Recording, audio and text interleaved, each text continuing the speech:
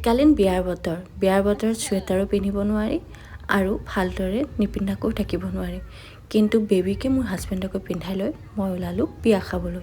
Hello' everyone, প্ৰীতিদা সুবাসী সকলোকে স্বাগতম জনাইছোঁ। প্ৰথমতে কওক আজি মোক কেনেকুৱা লাগিছে। না শাৰী, না মেখেলা চাদৰ, না চেলৱাৰ। আজি মই পিন্ধিছোঁ এটি গ্ৰাউন, আৰু কাৰণ আপোনালোকেতো জানেই মই আছোঁ ছত্তীশগড় চিপতত, আৰু তাতে আজি এখন খাবলৈ গৈছোঁ NTPC কেম্পাছৰ ভিতৰতে বিয়া। প্ৰথমতে মই আপোনাক অকণমান ডেক'ৰেশ্যনখিনি দেখুৱাই দিছোঁ। খুব ধুনীয়া এটি পৰিৱেশ।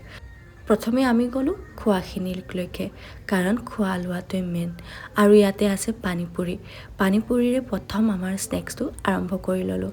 যিহেতু ষ্টাৰ্টাপত পানীপুৰি আছে, তাৰপাছত আছে ভেলপুৰি, তাৰপাছত আছে ডোচা। সকলোবিলাকৰ টেষ্ট লৈ লৈ পেট আধা ভৰিয়ে গৈছিল। আৰু মোৰ মামুজনীকো আজি মই তাতে অলপ খুৱাই দিলোঁ ডোচা।